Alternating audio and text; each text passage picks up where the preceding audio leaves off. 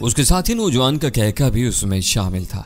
नौजवान ने अपनी भारी भरकम आवाज में कहा, अंकल खुदा करे बॉक्स का मालिक मिल जाए, आप इसके लिए पूरा इंतजाम करें, 2 महीने 4 महीने 6 महीने, लेकिन अगर वो ना मिला तो फिर वो चीज आपके लिए तो बिल्कुल बेकार होगी, लेकिन हमारे लिए कारआमद हो सकती है। उसके बावजूद आप इस बारे में जो भी फैसला करेंगे वो हमें दिलो जान से कबूल होगा। और अगर तुमने अपना नाम क्या बताया था? जलाली ने नौजवान की बात काटते हुए अंग्रेजी में पूछा। माइकल जनाब। माइकल साहब, क्या मेरे माथे पर लिखा है कि मैं उल्लू का पट्टा हूं? जी मैं समझा नहीं। मैं समझाता हूं तुम्हें। खड़े हो जाओ, मैं कहता हूं खड़े हो जाओ। जवान साल औरत ने कुछ कहना चाहा, लेकिन उसकी आवाज जलाली की पुरचलाल आवाज में दब गई। वो चिल्लाए, तुम भी खड़ी हो जाओ, नीचे रखो ये चाय का कप, नीचे रखो। जलाली की मुतलव्विन मिजाजी एक बार फिर काम दिखा रही थी।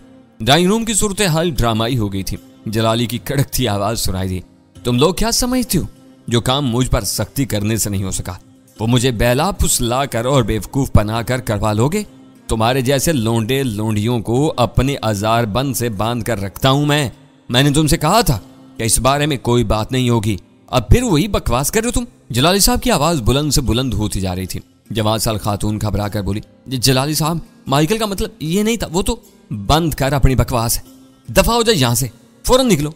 कालबन जलाली साहब ने जवान साल खातून को धक्का दे दिया था। नौजवान बदले हुए लहजे में बोला, मिस्टर जलाली, हम तुम्हें किसी मुश्किल में डालना नहीं चाहते, लेकिन तुम खुद मुश्किल को दावत दे रहे हो। इस तरह से नहीं चलेगा। आ गए हो ना अपनी असलियत पर। तुम गैंगस्टर हो, हरामजादे हो। मैं तुम्हें कत्ल कर दूंगा, जान से मार दूंगा। अपने बुढ़ापे पर रहम खा जलाली, मरना मुश्किल हो जाएगा तेरा तो कर दो ना मुश्किल, उल्टा लटका दो अपने इस बाप को। लेकिन इस बाप ने तुम्हें कुछ बताकर नहीं देना, आखिरी दम तक नहीं। जलाली साहब इतने जोर से बोले थे कि उन्हें खांसी का दौरा पड़ गया। सूरत हाल धमाका खेज होती जा रही थी। इमरान ने टेलीफोन का रिसीवर ऑफ करके किचन कैबिनेट का पट बंद किया और मुझे लेकर ड्राइंग रूम की तरफ आया। तब तक जलाली साहब जवान साल औरत और उसके सख्त गिर साथी को धक्के मारकर ड्राइंग रूम से बाहर निकाल चुके थे। हमारे सामने ही रंगीन चिड़ियों वाला कीमती पिंजरा ड्राइंग रूम के दरवाजे से बाहर गिरा और फिसलता हुआ दूर चला गया। जलाली साहब गरजे, I say get out just now you bastard, you rascal. फिर हमने खिड़की के शीशे में से देखा। जलाली साहब ने अपने सीने पर हाथ धरा और झुकते झुकते सोफे पर बैठ गए। इनका रंग जर्दी माइल हो रहा था। डॉक्टर महनाज, किसी ने जोर से पुकार कर कहा। ऊंची एड़ी की ठक ठक सुनाई दी। डॉक्टर महनाज भागती हुई आ रही थी। उसके हाथ में मेडिकल बॉक्स था। उसने जल्दी से जलाली साहब को सोफे पर लेटाया, उसके जुबान के नीचे एक स्प्रे किया, फिर एक इंजेक्शन भरने लगी। जलाली साहब ने आंखें बंद कर रखी थी और लंबी लंबी सांसें ले रही थी। उनकी पेशानी पर पसीने की कतरे चमकने लगे थे। लगता था कि उनकी हालत अच्छी नहीं है। डॉक्टर महनाज ने जल्दी जल्दी उनकी वेन में 2 इंजेक्शन लगाए। मैंने देखा जवान साल औरत का चेहरा परेशानी और घबराहट की आमाज का था। वो अपने साथ ही सफेद फार्म नौजवान को खा जाने वाली नजरों से देख रही थी। शायद उसे गुस्सा था कि उसकी तल्ख कलामी की वजह से जलाली का पारा चढ़ा था और अब वो संगीन सूरत हाल से 2 चार थे। जवान साल औरत ने आगे बढ़कर जलाली की हालत का अंदाजा लगाना चाहा। डॉक्टर महनाज तेज से बोली, प्लीज आप लोग बाहर चले जाएं, आप इनकी जान के दुश्मन बने हुए हैं, आपको पता भी यही सब कुछ। जवान साल औरत थे बाहर आ गई और बेकरारी से हाथ उमलने लगी। महनाज की हदायत पर डॉक्टर लाइबा मोबाइल पर किसी से रब्ता करने लगी। गालिबन अपने किसी सीनियर से डिस्कस करना चाह रही थी। डॉक्टर महनाज जी की हदायत पर सेक्रेटरी नदीम भागा हुआ गया और ऑक्सीजन का सिलेंडर और मास्क वगैरह ले आया। जलाली साहब को फौरन ऑक्सीजन चढ़ा दी गई थी। यूं लगता था कि उन लोगों ने जलाली साहब को हॉस्पिटलाइज करने का बेशतर इंतजाम घर पर कर रखा था। इस सारी अफरा तफरी के दौरान ही में जवान साल औरत और उसका साथी फार्म हाउस से खिसक गए। मैंने उनकी नई हुंडा अकार्ड को बैरूनी गेट की तरफ जाते देखा। जलाली साहब मुसलसल आंखें बंद की लेटे थे, लेकिन उसके साथ साथ वो बुड़बुड़ा भी रही थी। उनकी सांस तेजी से चल रही थी। डॉक्टर महनाज उन्हें तिब्बी इमदाद दे रही थी, उसके साथ साथ उन्हें पुरस्कून रहने की तलकीन भी कर रही थी। लेकिन जलाली तो मानने वाले शख्स का नाम ही नहीं था। आखिर डॉक्टर महनाज ने उन्हें एक और इंजेक्शन दे दिया। कालबन ये उन्हें पुरस्कून करने के लिए था। मैं और इमरान किचन में वापस आके, ये क्या करो धंधा है यार, ये किस बॉक्स की बात हो रही है यहाँ? या ये मालूम करने के लिए तो हम यहाँ हैं, फिर भी कुछ ना कुछ तो अंदाजा लगाया होगा तुमने। आखिर जेम्स बॉन्ड के हमजाद तो हो तुम। यहाँ तुमने ड्राइंग रूम में बाकायदा डिक्टाफोन चिस्पा कर दिया है। खिलाफे तो का इमरान संजीदा रहा और धीमे लहजा बोला, ये तो अभी नहीं कहा जा सकता कि वो किस बॉक्स का जिक्र है, लेकिन जो कुछ भी है खासा कीमती है। हो सकता है कि इसमें रकम वगैरह हो या कोई कीमती धात या फिर नवादर किस्म की चीज। ये बॉक्स इत्तेफाकन जलाली के हाथ लगाए और इन्होंने इसे किसी की अमानत के तौर पर संभाल लिया है। जलाली साहब सन की शख्स हैं, ऐसे लोगों के जहन में एक बार जो बात बैठ जाए वो आसानी से निकलती नहीं।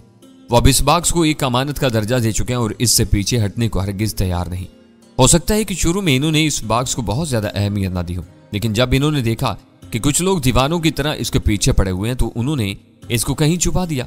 अंदाजा हो रहा है कि वो खासी महफूज जगह पर है और इसका पता जलाली साहब के सिवा किसी को नहीं। अब जलाली साहब से इस बॉक्स को बरामद करवाना कोई आसान काम नहीं है। मशहूर जापानी फिलासफर मीर तकी मीर ने अपनी अंग्रेजी किताब मोहम्मद खान जुनेजो वाले बाब में लिखा है, कभी कभी इंसान की कमजोरी ही उसकी ताकत बन जाती है। यहाँ हजरत जलाली साहब की नातवानी ही इन सबसे बड़ा हथियार बनी हुई है। दर हकीकत जलाली साहब पाकिस्तान में दूसरे नंबर के अड़ियल और जिद्दी शख्स हैं। और पहले नंबर पर कौन है मैं बताऊंगा तो तुम मुझसे मार्शल आर्ट शुरू कर दोगे। ये मौजू फिर कभी सही, वो शरारत से बोला और बात जारी रखते हुए कहा, चंद दिन पहले जलाली साहब ने अपनी सलाहियतों को पूरी तरह साबित भी किया है। क्या मतलब? जहां तक मुझे मालूम हुआ है कम से कम 2 खतरनाक पार्टियां ऐसी हैं जो इस बॉक्स के पीछे हैं। इनमें से एक पार्टी तो वही है जिसके 2 मुअज्जज मेंबरान अभी थोड़ी देर पहले जलाली साहब से मिल कर गए हैं। कुछ दिन पहले ये लोग जलाली साहब को अपना इंतहाई खतरनाक रूप भी दिखा चुके हैं। इन्होंने जलाली साहब के घर में ही इन पर सख्ती की, बल्कि बाकायदा तशद्दुद किया। जलाली साहब का आगे पीछे कोई नहीं। अपनी जिंदगी मौत की तरफ से भी वो तकरीबन बेपरवाह हो चुके हैं। वो इस बदमाशी के खिलाफ डट गए। तशद्दुद के दौरान में जब उनकी हालत खराब हुई तो तशद्दुद करने वाले खौफजदा हो गए। इन्होंने बजा तौर पर सोचा कि अगर बाबा जी की सांस की डोर टूट गई तो वो बॉक्स हमेशा के लिए गुमशुदा हो सकता है। वो लोग इस कोठी और फार्म हाउस का चप्पा चप्पा छान चुके हैं। बाबा जी से ताल्लुक रखने वाले सब लोगों को भी निचोड़ चुके हैं, लेकिन कुछ हासिल नहीं हुआ। अब सबसे अहम सवाल ये है कि अब बॉक्स में है क्या भला, और शायद इससे भी अहम ये कि वो बाबा जी यानी जलाली साहब तक पहुंचा किस तरह। इमरानपुर सोच लाजम बोला, मुझे लगता है कि डॉक्टर महनाज इस सिलसिले में हमारी कुछ ना कुछ मदद कर सकती है, मगर वो भी आजकल बहुत डरी हुई है। मेरा ख्याल है कि वो बहुत पहले ही ये फार्म हाउस छोड़ चुकी होती। जिस जलाली साहब से उसका लगाव है, जिसने अब तक इसे यहाँ रोका हुआ है, लगाव से तुम्हारी क्या मुराद है? क्या वो इन्हें एक बुजुर्ग की हैसियत देती है? नहीं यार, खुद को बुजुर्ग कहने वाले का तो जलाली साहब मुंह तोड़ देते हैं। ये वही लगाव है जो मीर तकी मीर के शेरों में होता है। मैंने ठंडी सांस ली। फजूल बोल बोल कर तुम्हारा दिमाग चकरा गया है। अभी तुम फरमा रहे थे कि मीर तकी मीर एक मशहूर जापानी फिलासफर का नाम है। मीर तकी मीर के ननिहाली जापान में थे और हर शायर पार्ट टाइम फलसफी भी होता है। तुम बाल की खाल मत उतारो यार, बस ये बताओ कि तुम किसी तरह डॉक्टर महनाज से कुछ सुनगुन ले सकते हो या नहीं। सुनगुन लेने वाले काम तुम मुझसे बेहतर कर लेते हो, मैंने कहा। लेकिन यहाँ गड़बड़ है। परसों बातों बातों में डॉक्टर साहिबा से जरा नोक झोंक हो गई थी। वो मेरी तरफ से जरा बदगुमान सी हैं। तुम कोशिश करो तो शायद बात बन जाए। क्या किया था तुमने? बस वही यार, जुबान में खुजली सो रही थी, मैंने थोड़ा सा बोल दिया। इनको बुरा लग गया। वो मासूमियत से बोला, ये खुजली किसी दिन तुम्हें बेतरह पटवाएगी। हर लड़की को शाहीन समझना छोड़ दो। अच्छा चच्चा जान, लेकिन अब क्या करोगे? महनाज से बात करने के लिए कोई बहाना ढूंढो। मुझे महनाज से बात करने का मौका अगले रोज सुबह 9 बजे के लगभग मिल गया। ठीक 7 बजे नाश्ता करने के बाद जलाली साहब अपनी चहेती शेवरलेट गाड़ी में लाहौर चले गए थे। ड्राइवर के अलावा इमरान बावर्ची भी उनके साथ था। जलाली साहब बेहतरीन सब्जियों के अलावा बेहतरीन देसी मुर्गी के गोश्त के भी शौकीन थे। इन चीजों के इंतखाब के लिए वो अपनी बीमारी के बावजूद लाहौर की टुलेंटन मार्केट तक जाते थे और बावर्ची भी उनके साथ ही होता था। मैं अकेला था, जहन सरवत की सोचों में उलझा हुआ था। नुसरत की बीमारी के हालात भी परेशान कर रहे थे। वो सरवत के साथ चचा अहमद के पास ऑस्ट्रिया पहुंच रही थी। इलाज शुरू होने तक अभी कई मरहले बाकी थे। इतने में मुलाजिम वहीद ने आकर बताया कि मेहमान आए हैं, 2 कप चाय की जरूरत है। शुक्र का मकाम था कि इन्हें टी बैग वाली चाय की जरूरत थी, वरना मैं कोई ऐसी खास चाय बनाने के काबिल नहीं था। कौन आया है? मैंने रस्मी अंदाज में वहीद से पूछा। डॉक्टर महनाज की वालदा है। कुछ देर बाद वही चाय लेकर चला गया तो मेरी रगे तजस्सुस से फड़की। डॉक्टर महनाज और उसकी वालदा छोटे ड्राइंग रूम में थी और यही वो जगह थी जहां इमरान ने सेंट्रल टेबल के नीचे एक नहायत ही सास माइक्रोफोन नस्ब कर रखा था। मैंने किचन में रखे हुए डेकोरेशन पीस के साथ थोड़ी ही कोशिश की और रिसीवर को ऑन करने में कामयाब रहा। हल्की आवाजें उभर रही थीं, चाय के बर्तन खड़खड़ाने की आवाजें भी थीं। मैंने डेकोरेशन पीस को किचन कैबिनेट के अंदर रखा और आवाज का हुजम अपनी जरूरत के मुताबिक कर लिया। एक बड़ी उम्र की औरत की आवाज उभरी, महनाज समझने की कोशिश करो, यहाँ हालात ठीक नहीं है। किसी भी वक्त दोबारा मुसीबत खड़ी हो सकती है। तुम्हें कुछ हो गया तो मैं क्या करूंगी? मेरा और कौन है तुम्हारे सिवा? कुछ भी है अम्मी, मैं इन हालात में जलाल साहब को तनहा नहीं छोड़ सकती। इन्हें मेरी जरूरत है, लेकिन महनाज ये जरूरत कोई और डॉक्टर भी तो पूरी कर सकता है। डॉक्टर लाइबा यहाँ मौजूद है, वो अपनी मदद के लिए किसी और सीनियर डॉक्टर या लेडी डॉक्टर को यहाँ बुला सकती है। मगर अम्मी, जिस तरह मैं उनकी तबीयत को समझती हूँ, कोई और नहीं समझेगा, उसे समझने में काफी वक्त लगेगा। बड़ी उम्र की औरत की तपी हुई आवाज उभरी। कभी तो मुझे लगता है कि वो लोग ठीक ही कहते हैं कि तुम जलाली में बेवकूफी की हद तक इन्वॉल्व हो चुकी हो। कुछ रहम करो हम पर महनाज, क्यों हमारा तमाशा बनाने पर तुली हुई हो? भले ये कोई बात है, वो खबर में टांगे लटकाए बैठा है, लोग बातें बनाते हैं, वो कहते हैं वो हर जगह तुम्हें अपने साथ चिपकाए रखता है, वो तुम्हारे। प्लीज अम्मी प्लीज खामोश हो जाएं, मेरी और अपनी तौहीन मत करें। क्या मर्द औरत का बस एक ही ताल्लुक होता है, एक ही रिश्ता होता है? मैं कब कहती हूँ एक ही होता है, बहुत से होते हैं, लेकिन इस रिश्ते को क्या नाम दोगी? महनाज की वालदा भी बिफरी हुई थी। जरूरी नहीं क्या रिश्ते को नाम ही दिया जाए, इसको किसी खुद साख्ता खाने ही में फिट किया जाए। मैं इनसे मोहब्बत करती हूँ, इनकी इज्जत करती हूँ, और वो मोहब्बत और इज्जत के काबिल भी हैं। वो एक अलग तरह के इंसान है, इनमें ऐसी खूबियां हैं जो आम लोगों में नहीं होती। ये अल्लाह ही जानता है कि कौन सी ऐनक लगाती हो तुम ये खूबियां देखते हुए। हमें तो इस खोसट में रंग बिरंगी बीमारियों, अकड़फों और गुस्से के सिवा और कुछ नजर नहीं आता। प्लीज अम्मी इनके बारे में ऐसा मत बोलें प्लीज। फिर डॉक्टर महनाज शायद रोने लगी थी। उसकी वालदा ने बदले हुए लहजे में कहा, देख महनाज, अगर तूने मेरी बात नहीं मानी ना तो फिर मुझे अम्मी भी मत कहना। समझ लेना कि मर गई तेरी माँ, वो भी तुम्हारे बाप के पास चली गई है। मैं जा रही हूं, अब नहीं आऊंगी। वो बात करते करते माइक्रोफोन से दूर चली गई थी, लिहाजा उसकी आवाज मध्यम होती गई। मैंने पलटकर किचन की एक खिड़की खोली। मुझे छोटे ड्राइंग रूम में से एक दरमियानी उम्र की सेहतमंद औरत निकलती नजर आई। उसने ब्राउन चादर ओढ़ रखी थी, वो गुस्से में दिखाई देती थी। इतने में डॉक्टर महनाज भी दिखाई दी। उसने हाथ पकड़कर औरत को रोकना चाहा, लेकिन उसने महनाज के हाथ को जोर से झटका और कुछ कहती हुई तेजी से सीढ़ियां उतर गई। महनाज हिचकियों से रोती हुई जल्दी से ड्राइंग रूम की तरफ वापस चली गई। औरत पोर्च में खड़ी एक ग्रे रंग की स्विफ्ट कार की पिछली नशिस्त पर बैठ गई। कार में ड्राइवर पहले से मौजूद था। वो गाड़ी को स्टार्ट करके आगे बढ़ गई। अंदाजा होता था कि औरत भी मुसलसल रो रही है। मैं कुछ देर बाद चाय के बर्तन लेने के बहाने छोटे ड्राइंग रूम में गया तो डॉक्टर महनाज की आंखें अभी तक भीगी हुई थी। उसके बालों की 2 लटें सुर्खी माइल चेहरे पर झूल रही थीं। एक सोगवार सी दिलकशी ने उसके नकूश को ढांपा हुआ था। किसी चीज की जरूरत डॉक्टर साहिबा? मैंने आंखें मिलाए बगैर पूछा। ताबिश, एक गिलास पानी ले आओ, मुझे गोली खानी है। लेकिन आपने तो अभी तक नाश्ता भी नहीं किया, खाली पेट गोली? ओह, डॉक्टर महनाज ने चौंक कर मेरी तरफ देखा। तुम ठीक कहते हो, मुझे याद ही नहीं रहा। अच्छी डॉक्टर हूँ, कुछ ले आऊं? चलो डबल रोटी के 2 पीस लाओ और पानी। मैं 2-3 मिनट में पीस सेंक कर ले आया। मैंने प्लेट मेज पर रखी तो वो गौर से मेरे हाथों को देख रही थी। मैंने हिचकिचाहट के अंदाज में कहा, डॉक्टर साहिबा अगर आप बुरा ना बनाए तो एक सवाल पूछूं? हाँ कहो। मुझे यहाँ आए हुए बस 2-4 ही दिन हुए हैं, लेकिन मुझे लगता है कि यहाँ इस जगह पर कुछ गड़बड़ है। सारे मुलाजिम कुछ डरे डरे से हैं, एक दूसरे से बात भी ज्यादा नहीं करते। बस इस जगह को किसी की नजर लग गई है। यहाँ बड़ा सुकून था, हर चीज एक रूटीन के मुताबिक चल रही थी। फूल, परिंदे, खूबसूरत जानवर, मौसीकी, मजेदार खाने, सब कुछ था यहाँ। लेकिन अब सब कुछ उलट पलट हो गया है। किसी अनदेखे से खौफ ने हर चीज को जकड़ लिया है। खौफ की कोई वजह तो होती है डॉक्टर साहिबा, कोई एक वजह तो नहीं है। डॉक्टर महनाज ने गोल मोल सा जवाब दिया और ठंडी सांस भरी।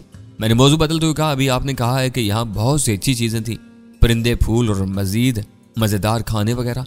आपका मतलब ये तो नहीं कि हमारे पकाए हुए खाने मजेदार नहीं होते? वो संजीदगी से बोली, सच पूछो तो यही मतलब है। पहले दोनों बावर्ची बहुत अच्छे थे, लेकिन वो छोड़ कर क्यों गए? इसका जवाब तो वही दे सकते हैं। महनाज का जवाब फिर गोल मोल था। मुझे लगता है कि जलाली साहब का ड्राइवर भी नया है, इसके अलावा 2 माली भी मौजूद नहीं है। कहीं ऐसा तो नहीं कि ये लोग यहाँ के हालात की वजह से मुलाजमतें छोड़ गए? यकायक डॉक्टर महनाज को एहसास हुआ कि वो मेरे साथ एक गलत मौजू छेड़ बैठी है।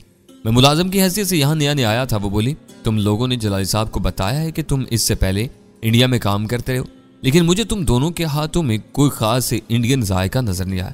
और सच पूछो तो, वो कहते कहते खामोश हो गई। आपने बात अधूरी छोड़ दी। मैंने कहा, सच पूछो तो मुझे तुम्हारा ये उस्ताद बावर्ची लगता ही नहीं। पता नहीं मुझे क्यों लगता है कि इसने रूह पतला हुआ है। मैं अंदर से चौंक गया, मगर तासुरात को बरकरार रखते हुए बोला, क्या खानों के जायके में कमी की वजह से आपको ऐसा लग रहा है? ये बात भी है, लेकिन इसके अलावा भी कुछ है। बावर्ची और खानसा में इस तरह के नहीं होते। ये गहरा शख्स लगता है। तुम्हें इसके साथ काम करते हुए शायद ज्यादा अरसा नहीं हुआ? नहीं जी, 6-7 साल से ज्यादा हो गए। तुमने कुछ महसूस नहीं किया? नहीं जी, मैंने कहा। वो खामोश रही, उसके चेहरे पर उलझन थी। खामोशी का वक्फा तवील हुआ तो मैंने कहा, वैसे मेरे बारे में आपका क्या ख्याल है? क्या मैं भी उस्ताद इमरान ही की तरह लगता हूँ? उसने अपनी धुली धुलाई आंखों से मुझे सरतापा देखा और बोली, सच बात तो यह है कि बावर्ची तो तुम भी नहीं लगते, या फिर यह है कि मॉडर्न लोगों के साथ काम कर करके तुम जरा मॉडर्न हो चुके हो। मुझे तुम्हारे हाथ पांव भी कुछ अजीब से लगते हैं। इनकी खाल बहुत सख्त है, जैसे मुशक्कत। अभी इसका फिक्र मुकम्मल नहीं हुआ था कि मेरे जिस्म में सर्द लहर सी दौड़ गई। मुझे दरवाजे की निचली दर्ज में साए की हरकत सी नजर आई। यूं लगा कि कोई दरवाजे के बिल्कुल पास मौजूद है। मैंने होंठों पर उंगली रखकर डॉक्टर महनाज को खामोश रहने का इशारा किया। आहिस्तगी से दरवाजे के हैंडल पर हाथ रखा और उसे खोल दिया। एक तनोमंद शख्स शायद की होल से अंदर झांकने की कोशिश कर रहा था। वो एकदम हक्का बक्का रह गया। गालिबन उसने दरवाजे से टेक भी लगा रखी थी। वो अपना तवाजुन बरकरार नहीं रख सका और लड़खड़ा कर एक कदम अंदर आया। वो सफेद शलवार कमीज में था। मैंने उसके गिरेबान पर हाथ डाला मगर उसने मुझसे ज्यादा फुर्ती का मुजाहरा किया। उसने कमीज के नीचे से स्याह पिस्टल निकाला और पुनकारा, खबरदार, गोली मार दूंगा। इसके गोल चेहरे पर हैजानी कैफियत थी और अंदाजा होता था कि वो बुखलाहट में कुछ भी कर सकता है। डॉक्टर महनाज का रंग बर्फ की तरह सफेद हो गया। मैं भी जहां का तहां खड़ा रह गया। उस शख्स ने ड्राइंग रूम के दरवाजे को अंदर से लॉक किया, लेकिन वो एक चीज भूल गया था। ऐसा करते हुए डॉक्टर महनाज के काफी पास आ गया। डॉक्टर खौफ के पहले शदीद हमले से संभल चुकी थी। उसने दिलेरी दिखाई और तेजी के साथ मार्बल के गुलदान से तनुमंद शख्स के हाथ पर चोट लगाई। गुलदान टूट गया और पिस्टल भी हमलावर के हाथ से छूट गया। इतनी मोहलत मेरे लिए काफी थी। मैंने हमलावर के सीने पर टांग जमाई। वो सोफे पर गिरा और उसे उल्टाता हुआ कालीन पर लुढ़क गया। मैं उस पर झपटा, लेकिन रास्ते ही में ब्रेक लगाने पड़े। उस शख्स के हाथ में करीबन 1 फुट लंबे फल वाला खौफनाक छुरा दिखाई दिया। वो बर्क की तरह मुझ पर आया। उससे पहला वार गर्दन पर किया। मैंने सुराग से पीछे हटकर यह जानलेवा वार बचाया। दूसरा वार पेट पर था। मैं ये वार बचाने में भी कामयाब रहा। मेरी कड़ी मशकें काम आ रही थी, वरना मैं ऐसे बेरहम लड़ाकों के मुकाबले की सख्त कहां रखता था। इस असना में डॉक्टर महनाज दरवाजा खोलने की लपकी, मगर कालीन के किनारे से उलझकर उल्टे पड़े सोफे पर गिरी। हमलावर के कातिल छुरे का तीसरा वार बचाने के बाद मुझे जवाबी हमले का मौका मिल गया। मैंने उसके नाफ में टांग रसीद की। वो टकराया और तकलीफ की शिद्दत से झुका। मैंने दोनों हाथों से उसका गिरेबान पकड़ा, उसे नीम दायरे की शक्ल में घुमाया और दीवार से दे मारा। यह बड़ा शदीद तसादुम था, बल्कि मेरी तवक्का से भी शदीद था। तनुमंद हमलावर का सर यकीनन फट गया था। वो ऊंधे मुंह कालीन पर गिरा। छुरा उसके हाथ से निकलकर मेज के नीचे चला गया। मैंने उसके चेहरे पर जोरदार ठोकर रसीद करने के लिए पांव को पीछे की तरफ हरकत दी, लेकिन यह हरकत वहीं रुक गई। हमलावर की आंखें बंद थीं। मुझे लगा वह बेहोश हो चुका है। इसी दौरान में दरवाजा जोर से खटखटाया गया। लेडी डॉक्टर लाइबा की आवाज आई, डॉक्टर महनाज, क्या है? कौन है अंदर? मेरे इशारे पर डॉक्टर महनाज ने आगे बढ़कर दरवाजा खोल दिया। डॉक्टर लाइबा अंदर आई तो मैंने दरवाजा जल्दी से दोबारा लॉक कर दिया। कमरे का मंजर देखकर नौजवान डॉक्टर लाइबा का रंग भी सफेद पड़ गया। सोफे पर गिरने से डॉक्टर महनाज के बाजू पर चोट आई थी और उसकी फूलदार कमीज का गिरेबान उल्टे हुए सोफे के पाए से उलझकर फट गया था। उसका चमकीला जिस्म खतरनाक हद तक नजर आ रहा था। उसने ओढ़नी से अपने जिस्म को ढांपा। मैंने ड्राइंग रूम की खिड़की का पर्दा बराबर किया और हमलावर की तरफ मुतवज्जा हुआ। उसकी नाक और दाएं कान से खून रिसने लगा था। यह तशवीशनाक अलामत थी। इसके जिस्म ने एक खफीफ सी झुरझुरी ली और साकत हो गया। मुझे लगा वो मर गया है। सिर्फ 3-4 सेकंड बाद डॉक्टर महनाज ने भी दहशतज़दा अंदाज में तस्दीक कर दी। हमलावर की एक कनपट्टी पर नहायत संगीन चोट आई थी। वो खुदाया, ये क्या हो गया? डॉक्टर महनाज लर्जा आवाज में बोली।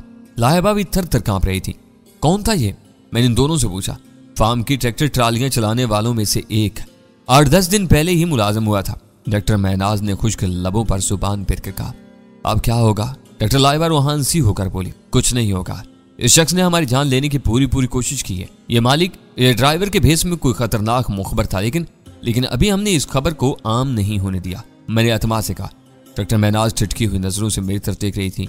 यकीनन अब उसके लिए यकीन करना बहुत मुश्किल हो गया था कि मैं सिर्फ एक बावर्ची हूँ। मैंने तेजी से कमरे का जायजा लिया। इत्तेफाकन इर्द गिर्द कोई और मुलाजिम मौजूद नहीं था।